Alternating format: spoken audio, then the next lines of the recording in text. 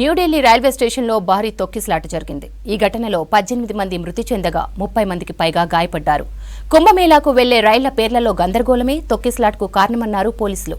మరోవైపు మృతుల కుటుంబాలకు 10 లక్షల రూపాయల నష్టపరిహారం ప్రకటించింది రైల్వే శాఖ. ప్రస్తుతం ఢిల్లీ రైల్వే స్టేషన్లో సాధారణ పరిస్థితి నెలకొందన్నారు అధికారులు. దేశ రాజధాని ఢిల్లీ రైల్వే స్టేషన్లో భారీ తొక్కిసలాట జరిగింది. శనివారం రాత్రి జరిగిన తొక్కిసలాటలో 18 మంది మృతి చెందారు. మృతుల్లో 9 మంది మహిళలు, 4 పురుషులు, 5 చిన్నారులు ఉన్నారు. మరో 30 మందికి పైగా గాయపడ్డారు. గాయపడిన వారిని హాస్పిటల్కు తరలించి చికిత్స అందిస్తున్నారు. మృతుల కుటుంబాలకు 10 లక్షల రూపాయల నష్టపరిహారం ప్రకటించింది రైల్వే శాఖ. తీవ్రంగా గాయపడిన వారికి 2,50,000, గాయాలైన వారికి ₹1,00,000 ప్రకటించింది.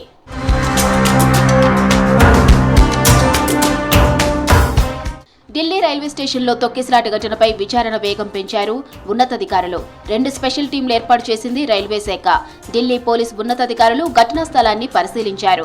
తొక్కిసలాటకు సంబంధించిన వివరాలు సేకరించారు. మరోవైపు ఢిల్లీలో కేంద్ర హోంమంత్రి అమిత్ షాను కలిశారు రైల్వే శాఖ మంత్రి అశ్విని వైష్ణవ్. తొక్కిసలాటపై పూర్తి వివరాలతో రిపోర్ట్ అందించారు. अनाउंसमेंट जिसका होगा वो चाहिए. अब उधर बताइए, उधर अनाउंसमेंट क्यों करवा रहा है फिर कोई? उधर न्यू कहो ना, कंप्यूटर वाली पे अनाउंसमेंट बंद करे, वो करवाओ ना सर. अब एक बार बताओ, पहले हम वहाँ गए हैं, फिर हम वहाँ गए, फिर यहाँ हम आए हैं. भैया या तो पुलिस वाले बोलते हैं कि रास्ते बंद है, ये मत बोले ना कि आते उधर जाओ आते उधर जाओ, सारी भगदड़ वैसी मच रही है. या तो अनाउंसमेंट मत कराओ, आप अनाउंसमेंट मत करवाओ ट्रेन की. या तो आप हमें बाहर रोक रहे हो तो पूरी ट्रेनें को भी रुकवाओ. ऐसा थोड़ी ना होगा कि हम यहाँ बाहर रुके हुए, ट्रेनें आ रही है और जा रही है. రైల్వే స్టేషన్లో తొక్కిసలాటకు కుంభమేళాకు వెళ్లే రైళ్ల పేర్లలో గందరగోళమే కారణమన్నారు ఢిల్లీ పోలీసులు. ప్రయాగ్రాజ్కు వెళ్లే 2 రైళ్లకు దాదాపు ఒకేలాంటి పేరు ఉండటంతో ప్రయాణికులు గందరగోళానికి గురయ్యారని తెలిపారు. మొదట Prayagraj special rail platform number 16 పైకి వస్తుందని అనౌన్స్మెంట్ చేశారు. మరోవైపు 14 నెంబర్ ప్లాట్ఫామ్ పై ప్రయాగ్రాజ్ ఎక్స్ప్రెస్ అప్పటికే ఉంది. దాన్నే ఎక్కాల్సిన రైలుగా భావించిన కొందరు ప్రయాణికులు అక్కడికి చేరుకున్నారు. మరోవైపు అప్పటికే 12, 13, 14 ప్లాట్ఫామ్లు ప్రయాణికులతో కిక్కిరిసిపోయాయి. దీంతో తొక్కిసలాట జరిగిందన్నారు పోలీసులు. अभी सारी बातें जांच के दौरान आएगी, अभी कुछ हम नहीं कहेंगे. क्या आप लोगों ने सीसीटीवी कैमरा में फुटेज देखा सर? आपने स्कैन करके सिक्योर कर लिए सीसीटीवी फुटेज हम लोगों ने सिक्योर कर लिया. मैं मुख्य वाणिज्य अभी हमारा सारा का सारा ध्यान जांच करने पे है और इसके लिए सारे साक्ष्य हम लोग देख रहे हैं, साइट का निरीक्षण कर रहे हैं. सीसीटीवी फुटेज हमने सिक्योर कर लिया है. सारे साक्ष्य का आंकलन किया जाएगा, सीसी फुटेज देखे जाएंगे, हमारे जितने विटनेस है उनसे बातचीत की जाएगी और उसके बाद ही निष्कर्ष कोई निकाला जाएगा. ఢిల్లీ రైల్వే స్టేషన్లో తొక్కిసలాట ఘటన తరువాత ప్రస్తుతం సాధారణ పరిస్థితి నెలకొంది. రైల్వే కార్యకలాపాలు యథావిధిగా కొనసాగుతున్నాయి. తొక్కిసలాట జరిగిన ప్రాంతాన్ని క్లీన్ చేశారు రైల్వే సిబ్బంది. ప్రయాణికుల రద్దీని దృష్టిలో పెట్టుకుని అదనపు భద్రత ఏర్పాటు చేశారు. ప్రయాగ్రాజ్కు వెళ్లే రైళ్ల సంఖ్యను పెంచారు.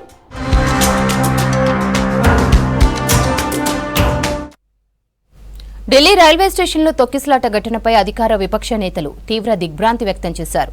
రైల్వే శాఖ నిర్లక్ష్యంతోనే ప్రమాదం జరిగిందన్నారు ఎల్ఓపీ రాహుల్ గాంధీ. ఈ ఘటన రైల్వే శాఖ వైఫల్యం, నిర్వహణ లోపానికి నిదర్శనమన్నారు. అమాయక ప్రజల ప్రాణాలు పోతుంటే కేంద్ర ప్రభుత్వం ఏం చేస్తుందని ప్రశ్నించారు ఇండియా కూటమి నేతలు.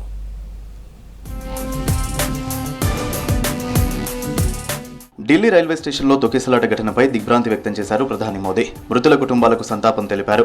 గాయపడిన వారు త్వరగా కోలుకోవాలని ఆకాంక్షించారు. క్షతగాత్రులకు మెరుగైన చికిత్స అందించాలంటూ ఎక్స్లో పోస్ట్ చేశారు ప్రధాని మోదీ.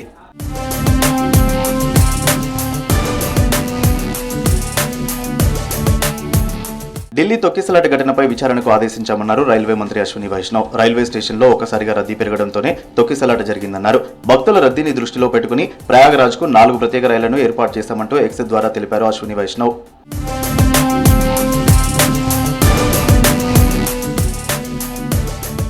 ఢిల్లీ రైల్వే స్టేషన్లో తొక్కిసలాటపై తీవ్ర విచారం వ్యక్తం చేశారు ఎల్ఓపీ రాహుల్ గాంధీ. తొక్కిసలాట ఘటన ఎంతో బాధించిందన్నారు. మృతుల కుటుంబాలకు ప్రగాఢ సానుభూతి తెలిపారు.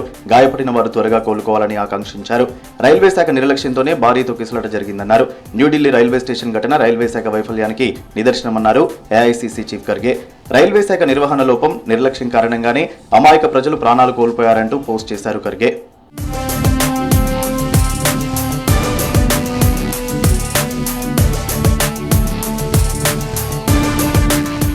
ఢిల్లీ రైల్వే స్టేషన్ ఘటన బాధాకరమన్నారు కాంగ్రెస్ నేత పవన్ ఖేరా. ఎన్ని ప్రమాదాలు జరిగినా కేంద్ర ప్రభుత్వంలో చలనం లేదని విమర్శించారు. మనుషుల ప్రాణాలు రక్షించలేని వారు అధికారంలో ఉన్న ఉపయోగం లేదన్నారు. ఇలాంటి ఘటనలు భవిష్యత్తులో జరగకుండా కఠిన చర్యలు తీసుకోవాల్సిన అవసరం ఉందన్నారు పవన్ ఖేరా. साथियों, कल रात को नई दिल्ली रेलवे स्टेशन पर जो भगदड़ मची, उसके विषय में मुझे लगता है सरकार की परत दर परत पोल खुलती चली जा रही। कल कई घंटों तक रेलवे प्रशासन, रेल मंत्री इस खबर को दबाने की साजिश रच रहे थे. ఢిల్లీ రైల్వే స్టేషన్ ఘటన యావత్ దేశాన్ని కలిచివేసిందన్నారు ఆప్ ఎంపీ రాఘవ్ చద్దా. మృతుల కుటుంబాలకు భగవంతుడు మనోధైర్యాన్ని ఇవ్వాలని ప్రార్థిస్తున్నట్టు చెప్పారు. గాయపడిన వారు త్వరగా కోలుకోవాలన్నారు. ఈ ఘటన రైల్వే శాఖ నిర్లక్ష్యాన్ని చూపిస్తోందన్నారు. पहले तो भगवान से प्रार्थना करता हूं कि वे लोग जिनकी जानें चली गई इस अनफॉर्चुनेट इंसिडेंट में, उनके परिवारों को शक्ति प्रदान करें कि वे इस दुख को सहन कर सकें, और जो लोग घायल हुए हैं उनके जल्द से जल्द फिर से स्वस्थ होने की मैं कामना करता हूं. ఢిల్లీ తొక్కిసలాట ఘటన చాలా బాధాకరమన్నారు మధ్యప్రదేశ్ సీఎం మోహన్ యాదవ్. ఈ ఘటన తనతో పాటు యావత్ దేశాన్ని కలిచివేసిందన్నారు. ఈ ఘటనతోనైనా దేశంలోని రవాణా మార్గాలపై ఫోకస్ చేయాల్సిన అవసరం ఉందన్నారు. అందరికీ ఇదొక గుణపాఠమన్నారు. భవిష్యత్తులో ఇలాంటి ఘటనలు జరగకుండా చూసుకోవాల్సిన అవసరం ఉందన్నారు సీఎం మోహన్ యాదవ్. मैं मान के चलता हूं कि रेल तो आएगी और सबकी आस्था भी रहती है, लेकिन जान है तो जहान है. हमको कोई भागदौड़ में अनावश्यक जिस प्रकार की बड़ी दुखद घटना हुई, मैं तो बड़ा अंदर से हिल गया हूँ. ये हम सबके लिए सबक भी है कि हम सब सावधानी से सारे संसाधनों का उपयोग करें. ఢిల్లీ రైల్వే స్టేషన్ ఘటన కేంద్రం నిర్లక్ష్యం, అసమర్థతకు నిదర్శనమంటున్నారు విపక్ష నేతలు. ఇప్పటికైనా ప్రచార ఆర్భాటాలు మానుకుని ప్రజా సంక్షేమంపై దృష్టి పెట్టాలని విమర్శిస్తున్నారు. కొంతమంది సివిల్ సర్వెంట్లు క్షేత్రస్థాయిలోకి వెళ్లటం లేదన్నారు సీఎం రేవంత్. అధికారులు నిబద్ధతతో పనిచేస్తేనే ప్రజలకు మంచి జరుగుతుందని చెప్పారు. గతంలో పొలిటికల్ లీడర్లను గైడ్ చేసేలా ఐఏఎస్ల విధానం ఉండేదన్న సీఎం ప్రస్తుతం ఎందుకు అట్లా లేదన్నారు. త్వరలో ఎస్టీల కోసం 3 కొత్త కార్పొరేషన్లు ఏర్పాటు చేయనున్నట్లు చెప్పారు మంత్రులు.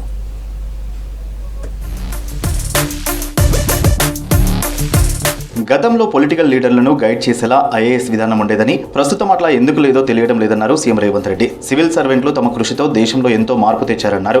రిటైర్డ్ ఐఏఎస్ గోపాలకృష్ణ రచించిన life of A Karmayogi, memory of A civil servant book ఆవిష్కరణకు చీఫ్ గెస్ట్ గా హాజరయ్యారు సీఎం రేవంత్. సివిల్ సర్వెంట్లు ప్రజల్లోకి వెళితేనే సమస్యలు తెలుస్తాయన్నారు. కానీ ప్రస్తుతం అధికారులు క్షేత్రస్థాయికి వెళ్లేందుకు సుముఖంగా లేరని, ఏసీ రూమ్లు వీడేందుకు ఇష్టపడడం లేదన్నారు సీఎం. గతంలో అధికారులు, రాజకీయ నాయకులు ఏదైనా అంశాలు ప్రస్తావించినప్పుడు అందులో ఉండే లోతుపాతులు, లేకపోతే అది చేయడం వల్ల జరిగే నష్టాన్ని, లేకపోతే చట్టవిరుద్ధంగా రేపు ఏ విధంగా సమస్య అవుతుందో వివరించేవాళ్ళు. నాయకులను ఎన్లైటన్ చేసేవాళ్ళు. సార్, ఇది చేయడం వల్ల వచ్చే పరిణామాలు ఈ విధంగా ఉంటాయి, మనం ఈ రకంగా చేస్తే ఏదో ఒక రోజైనా అది ప్రజలకు కానీ, రాష్ట్రానికి కానీ, మీకైనా ఇబ్బంది అవుతుంది అని వివరించేవాళ్ళు. ఈ రోజుల్లో అది తగ్గిపోయింది. కారణం నాకు పెద్దగా తెలీదు.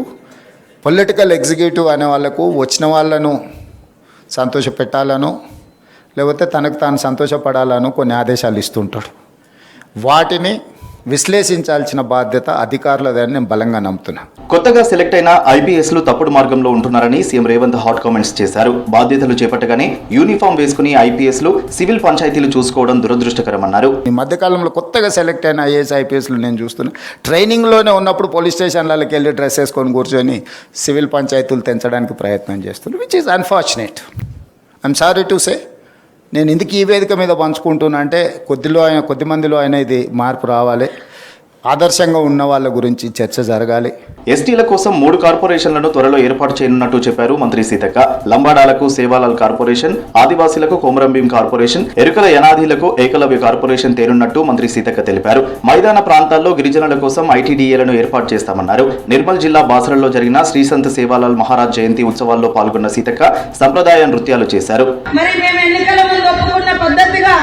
ఎస్టీలలో 3 కార్పొరేషన్లు, ఒకటి లంబాడా సోదరులకు సేవాలాల్ కార్పొరేషన్, ఆదివాసీ సోదరులకు కొమరంభీం కార్పొరేషన్, ఎరుకల యానాది సోదరులకు ఏకలవ్య కార్పొరేషన్ కూడా తొందరలోనే ఏర్పాటు చేసి, ప్లేన్ ఏరియాలో కూడా మైదాన ప్రాంతాలలో కూడా ఐటీడీఏలను ఏర్పాటు చేసి, మనకంటే వెనుకబడ్డ వాళ్ళు, అది బంజారాలు కానీ, ఆదివాసులు కానీ, దళితులు కానీ, ఇంకా ఎరుకల యానాది కానీ, ఎవరైనా కానీ వెనుకబడ్డ వాళ్ళను కూడా మనతో పాటు నడిపించుకుంటూ పోవడమే సేవాలాల్ గారి యొక్క ఆశయం అని కూడా నేను ఈ సందర్భంగా గ్రాడ్యుయేట్స్ ఎమ్మెల్సీ ఎలక్షన్స్ లో కాంగ్రెస్ బలపరిచిన అభ్యర్థి గెలుపు ఖాయమన్నారు మంత్రి సీతక్క. నిర్మల్ జిల్లా కొండాపూర్లో పట్టభద్రుల ఎన్నికల సన్నాహక సమావేశంలో మంత్రి సీతక్క పాల్గొన్నారు. కాంగ్రెస్ బలపరిచిన ఎమ్మెల్సీ అభ్యర్థి విజయం కోసం వ్యూహాత్మకంగా పనిచేయాలని సూచించారు. అధికారంలోకి వచ్చిన 14 నెలల్లోనే 56,000 ఉద్యోగాలు భర్తీ చేసిన ఘనత ప్రజాప్రభుత్వానిదేనని చెప్పారు మంత్రి సీతక్క. రైతులు ఉద్యోగుల పట్ల సర్కార్ చిత్తశుద్దితో పనిచేస్తుందన్నారు కాంగ్రెస్ నేతలు. భూభారతితో భూ సమస్యల పరిష్కారం కోసం కృషి చేస్తున్నట్లు చెప్పారు. కులగణనలో వివరాల నమోదుకు ప్రభుత్వం ఇచ్చే ఛాన్స్ను అందరూ సద్వినియోగం చేసుకోవాలన్నారు. గాంధీ కుటుంబాన్ని విమర్శించే అర్హత బీజేపీ నేతలకు లేదని చెప్పారు. రైతులకు ప్రభుత్వానికి వ్యవసాయ కమిషన్ వారధిగా పనిచేస్తోందన్నారు కాంగ్రెస్ నేతలు. 10 ఏళ్ల బీఆర్ఎస్ పాలనలో ఉద్యోగులు ఇబ్బందులు ఎదుర్కొన్నారని అన్నారు పీసీసీ చీఫ్ మహేష్ కుమార్ గౌడ్. ఉద్యోగులు రైతుల పట్ల కాంగ్రెస్ సర్కార్ చిత్తశుద్దితో పనిచేస్తుందని చెప్పారు. భూభారతితో భూ సమస్యల పరిష్కారం కోసం కృషి చేస్తున్నట్లు చెప్పారు. కాంగ్రెస్ అధికారంలోకి రాగానే 56,000 ఉద్యోగాలు భర్తీ చేస్తామన్న మహేష్ కుమార్ గౌడ్ రైజింగ్ తెలంగాణ నినాదంతో రాష్ట్రం పునర్వికాసం వైపు పయనిస్తుందని చెప్పారు. హైదరాబాద్ లో జరిగిన state revenue field technical staff association ఆత్మీయ సమ్మేళనానికి చీఫ్ గెస్ట్ గా పాల్గొన్నారు. ఉద్యోగ సంఘాల డైరీ క్యాలెండర్ ఆవిష్కరించారు. 10 ఏళ్లుగా ఏవివైతే ఆశల పల్లెకలు ఊహించినట్టు కేసీఆర్ ఎవరు కూడా పూరించలే. అది డబుల్ బెడ్రూమ్ ఇల్లు కావచ్చు, ఇంటికో ఉద్యోగం కావచ్చు, బంగారు తెలంగాణ కావచ్చు, ఏది జరగలే. 10 ఏళ్ళలో వారు ఇచ్చిన ఉద్యోగాల సంఖ్య 50,000 దాటలే. మేము వచ్చిన 9 మాసాల్లోనే 56,000 ఉద్యోగాలు ఇచ్చాం. అంటే సగటున నెలకు 5,000 ఇచ్చాం.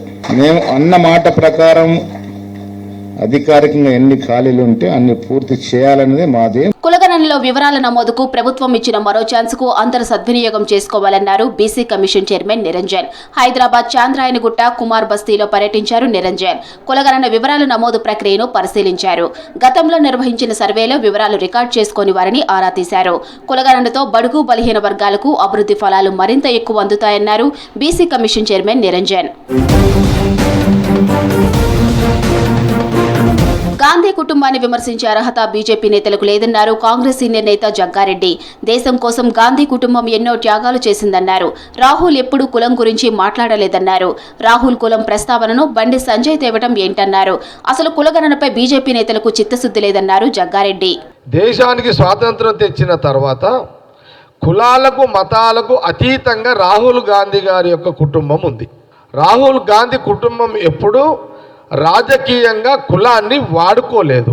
మీరు హిందూ ధర్మం మీదనే రాజకీయంగా ఓట్లు అడిగి బతికేటోళ్ళు బండి సంజయ్ గారికి గీది కూడా తెలియకపోతే ఎట్లా మాట్లాడాలి కదా, ఏదో ఒక బట్ట కాల్చి పడేయాలి కదా అని మాట్లాడడం భావ్యం కాదు అని. మంచిర్యాల జిల్లా మందమరిని 100 కోట్లతో అభివృద్ధి చేస్తున్నామన్నారు చెన్నూరు ఎమ్మెల్యే వివేక్ వెంకటస్వామి. మందమరిలో ఎలక్షన్స్ కోసం సుప్రీంకోర్టులో పిటిషన్ వేశామన్న వివేక్ త్వరలోనే మంచి నిర్ణయం వస్తుందని చెప్పారు. మందమరి మండలం బొక్కలగుట్ట గాంధారి మైసమ్మ తల్లిని దర్శించుకొని ప్రత్యేక పూజలు చేశారు. గాంధారిలో 44 లక్షలతో సోలార్ లైట్లు, మెట్లు, త్రాగునీరు, రోడ్డు వసతులు ఏర్పాటు చేశామన్నారు. తమను గోండు జాతిలో కలపడం వల్ల నష్టపోతున్నామని ఎమ్మెల్యే వివేక్ తెలిపారు. ఆదివాసీ నాయక్ పోడు సంఘం సభ్యులు ఈ విషయంపై రాష్ట్ర ప్రభుత్వానికి వినతి పత్రం ఇవ్వాలని సూచించిన వివేక్ నాయక్ పోడు సంఘానికి సొంత భవనం కట్టిస్తానని హామీ ఇచ్చారు. ఇప్పుడు ఈ సంవత్సరము మనము రాష్ట్ర ప్రభుత్వం ద్వారా నా చెరువు ద్వారా మనకి ఇక్కడ 44 లక్షల రూపాయలు ఖర్చు పెట్టడం జరిగింది. ఈ మెట్లైనా కానీ ఈ టాయిలెట్స్ చాలా బాగుండే. నేను ఇప్పుడు వచ్చేటప్పుడు చూసిన సోలార్ ఎలక్ట్రిక్ లైట్స్ మెట్లు సరిగ్గా చేయడానికి మనము 44 లక్షలు ఖర్చు పెట్టుకోవడం జరిగింది. మా సోదరుడు అడిగిండు, సార్ మాకు ఒక భవనం కావాలన్నాడు.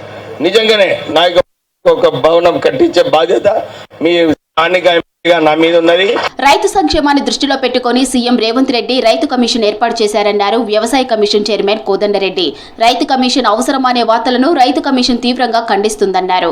దేశంలో పంజాబ్ తర్వాత తెలంగాణలోనే వ్యవసాయ కమిషన్ ఉందన్నారు. రైతులకు ప్రభుత్వానికి వ్యవసాయ కమిషన్ వారధిగా పనిచేస్తుందన్నారు.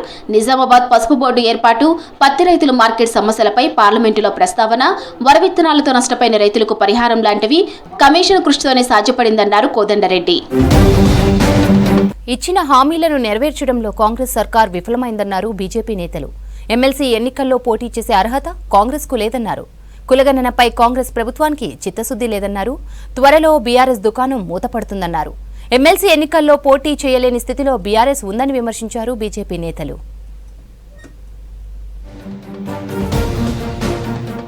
కాంగ్రెస్ బీఆర్ఎస్ పై తీవ్ర స్థాయిలో ఫైర్ అయ్యారు కేంద్ర మంత్రి కిషన్ రెడ్డి. హామీల అమల్లో కాంగ్రెస్ సర్కార్ విఫలమైందన్నారు. ప్రాజెక్టుల పేరుతో కేసీఆర్ కుటుంబం దోపిడీ చేసిందని ఆరోపించారు.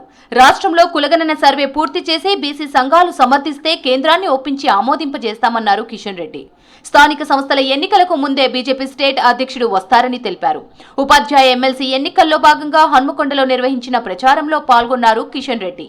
గతంలో అధికారంలో ఉన్నటువంటి టీఆర్ఎస్ ప్రభుత్వం పట్ల వ్యతిరేకతతో ప్రజలు మార్పు కావాలని కోరుకున్నారు. అధికారంలోకి వచ్చినటువంటి కాంగ్రెస్ పార్టీ ఇచ్చినటువంటి గ్యారెంటీలు గాని అమలు చేయడంలో కాంగ్రెస్ పార్టీ పూర్తిగా వైఫల్యం చెందినటువంటి ఈ నేపథ్యంలో కాంగ్రెస్ పార్టీ ప్రభుత్వం మీద ప్రజలు వ్యక్తం చేస్తా ఉన్నారు. టీచర్ గ్రాడ్యుయేట్ల ఎన్నికల్లో పోటీ చేయడానికి కాంగ్రెస్ పార్టీకి అర్హతే లేదన్నారు కేంద్ర మంత్రి బండి సంజయ్. 317 జీవోకు వ్యతిరేకంగా పోరాటం చేసి బీజేపీ కార్యకర్తలు జైలుకు వెళ్లారన్నారు కేంద్ర మంత్రి బండి సంజయ్. కమిషన్లు కుట్రలు తప్ప కాంగ్రెస్ బీఆర్ఎస్ చేసిందేమీ లేదన్నారు. ఎమ్మెల్సీ ఎన్నికల్లో భాగంగా సోషల్ మీడియా కార్యకర్తలతో సమావేశమయ్యారు. గ్రాడ్యుయేట్స్ పోటీ చేస్తున్న నరేంద్ర రెడ్డి ఏం చేసిండు? ఇలా కొట్లాడేది భారతీయ జనతా పార్టీ తెలంగాణలో.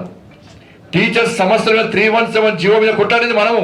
మరి ఇప్పుడు పోటీ చేస్తున్న మహేందర్ రెడ్డి 317 జీవోకు వ్యతిరేక కొట్లాడినా అరే జైలుకు వెళ్ళ మనం. ఎమ్మెల్సీ ఎన్నికల్లో కాంగ్రెస్ పార్టీ అభ్యర్థులను అరువు తెచ్చుకొని పోటీ చేయిస్తోందన్నారు బీజేపీ రాజ్యసభ సభ్యుడు లక్ష్మణ్. బీఆర్ఎస్ కనీసం పోటీ చేసే స్థాయిలో లేదన్నారు. మార్పు కోరుకుంటున్న ప్రజలు బీజేపీ వైపు చూస్తున్నారని చెప్పారు. కులగణనపై రేవంత్ సర్కార్కు చిత్తశుద్ధి లేదన్నారు. ఎమ్మెల్సీ ఎన్నికల్లో బీజేపీ అభ్యర్థులను గెలిపించాలని కోరారు లక్ష్మణ్. ఒక 3 నెలలు మూసి ప్రక్షాళన పేరు మీద ఒక 3 నెలలు ఊరించి రైతు రుణమాఫీ, రైతు భరోసా అని చెప్పి మొత్తం ఆ యొక్క తెలంగాణ ఇండస్ట్రియల్ ఇన్ఫ్రాస్ట్రక్చర్ భూములు కనకబెట్టి 10,000 కోట్లు అప్పు తెచ్చి భరోసా పేరు మీద కొంతమందికి ఇచ్చినారు. ఇప్పుడు మళ్ళీ కొత్తగా కులగణన తెర మీద తీసుకొచ్చి మొన్న 3,60,00,000 అని చెప్పి ఇప్పుడు మళ్ళీ మేము తప్పును సరిదిద్దుకుంటాం, రీసర్వే చేస్తాం, మీరు నమోదు చేసుకోండి అని చెప్పి కొత్త కొనిరాగం. ఇచ్చిన హామీలను నెరవేర్చడంలో కాంగ్రెస్ సర్కార్ విఫలమైందన్నారు BJP MP Dharmapuri Arvind. CM హోదాలో ఉండి రేవంత్ రెడ్డి కులాల గురించి మాట్లాడడం హాస్యాస్పదమన్నారు. మోదీని విమర్శించే స్థాయి రేవంత్ రెడ్డికి లేదన్నారు. హామీలు తీర్చలేక రేవంత్ ఏం మాట్లాడుతున్నారో అర్థం కావటం లేదని విమర్శించారు అరవింద్. ఏడాది కాంగ్రెస్ పాలనలో విద్యా వ్యవస్థ నిర్వీర్యం అయిందని ఆరోపించారు బీఆర్ఎస్ నేతలు. కృష్ణా జలాలను ఏపీ తరలించుకుపోతుంటే కాంగ్రెస్ చోద్యం చూస్తోందని విమర్శించారు. సాగర్, శ్రీశైలంలో నీళ్లు అడుగంటి పొలాలు ఎండుతున్నా నిమ్మకు నీరెత్తినట్టు కాంగ్రెస్ సర్కార్ వ్యవహరిస్తోందన్నారు బీఆర్ఎస్ నేతలు.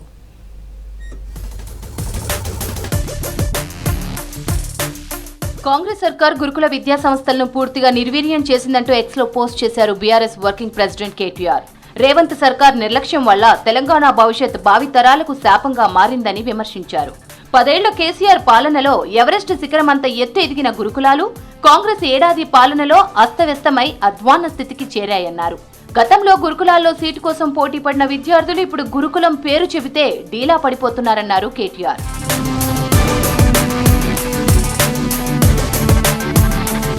నాగార్జున సాగర్ కుడి కాలువ నుంచి 10,000 క్యూసెక్కులను ఏపీ తరలించుకుంటుంటే రాష్ట్ర ప్రభుత్వం ఎందుకు మౌనంగా ఉందని నిలదీశారు మాజీ మంత్రి హరీష్ రావు. తెలంగాణ నీటి ప్రయోజనాలు కాంగ్రెస్ కు పట్టవా అని ప్రశ్నించారు. తెలంగాణ నీటి హక్కులను కాపాడుకోవడంలో కాంగ్రెస్ సర్కార్ విఫలమైందన్నారు.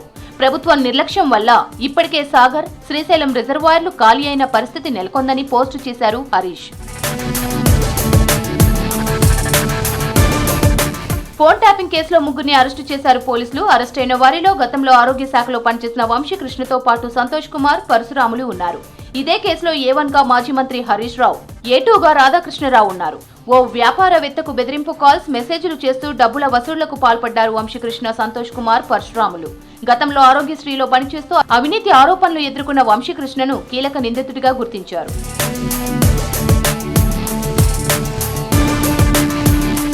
రేపు తెలంగాణ భవన్లో కేసీఆర్ బర్త్డే వేడుకలు జరగనున్నాయి. అందుకు సంబంధించి ఏర్పాట్లను పరిశీలించారు ఎమ్మెల్యే తలసాని శ్రీనివాస్ యాదవ్. కేసీఆర్ 71వ జన్మదినం సందర్భంగా 71 కిలోల కేక్ కట్ చేస్తున్నట్లు తెలిపారు. దేశంలో టెక్స్టైల్ రంగం అభివృద్ధికి ఎన్డీఏ సర్కార్ కృషి చేస్తోందన్నారు ప్రధాని నరేంద్ర మోదీ. ఢిల్లీలోని భారత మండపంలో జరుగుతున్న భారత్ టెక్స్ 2025 ఎగ్జిబిషన్లో పాల్గొన్నారు. ఎగ్జిబిషన్లోని వివిధ రకాల ఉత్పత్తులను పరిశీలించారు.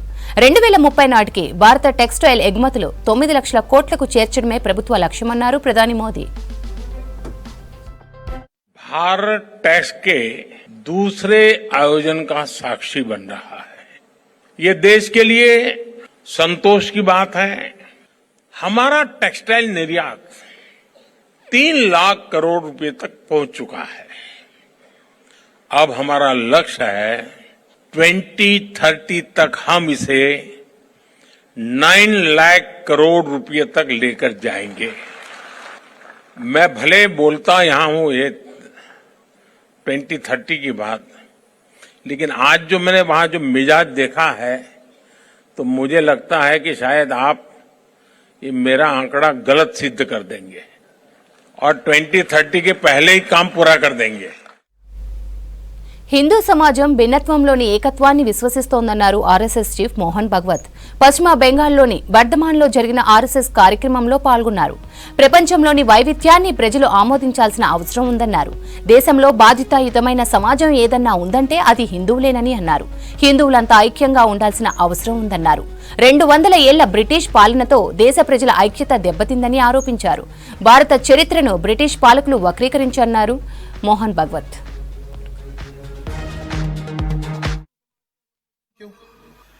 क्योंकि इस देश का उत्तरदायी समाज हिंदू समाज है। अमृत वचन पहले पढ़ा गया, वो आपने सुना। भारतवर्ष एक भूगोल नहीं है केवल, भूगोल तो छोटा बड़ा होते रहता है, परंतु भारत तब कहा जाता है जब उसका एक स्वभाव होता है। भारत का एक स्वभाव है, उस स्वभाव के साथ हम नहीं रह सकते ऐसा जिनको लगा उन्होंने अपना अलग देश बना लिया।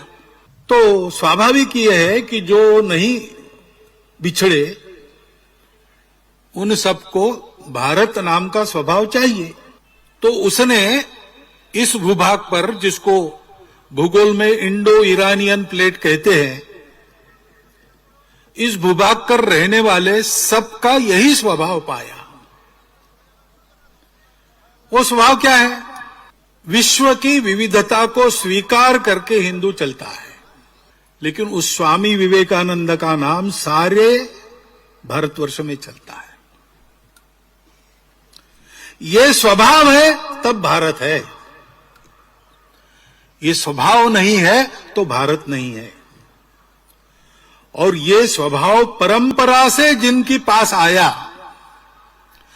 इस स्वभाव में प्रथम दीक्षित जो हुए और उस प्राचीन समय से आज तक ఇండియన్ ప్రీమియర్ లీగ్ 18వ ఎడిషన్ పూర్తి స్థాయి షెడ్యూల్ రిలీజ్ అయింది. మార్చి 22 నుంచి మే 25 వరకు ఐపీఎల్ 2025 సీజన్ జరగనుంది. మొత్తం 74 మ్యాచ్లు 65 రోజుల పాటు జరగనున్నాయి. తొలి మ్యాచ్లో మార్చి 22న defending champion Kolkata knight riders royal challengers Bengaluru జట్లు ఢీకొనున్నాయి. ఈడెన్ గార్డెన్స్ లో ఈ మ్యాచ్ జరగనుంది. మార్చి 23న ఉప్పల్ గ్రౌండ్ లో జరిగే మ్యాచ్లో హైదరాబాద్ రాజస్థాన్ ఢీకొనున్నాయి. ఉప్పల్ స్టేడియంలో మొత్తం 9 మ్యాచ్లు జరగనున్నాయి. ఢిల్లీ క్యాపిటల్స్ హోమ్ గ్రౌండ్ ఢిల్లీలో 5 మ్యాచ్లు జరుగుతాయి. విశాఖపట్నంలో 2 మ్యాచ్లు ఆడనుంది ఢిల్లీ క్యాపిటల్స్. పంజాబ్ కింగ్స్ 3 మ్యాచ్లు, ధర్మశాల 4 మ్యాచ్లు చండీగఢ్లో నిర్వహించనున్నారు.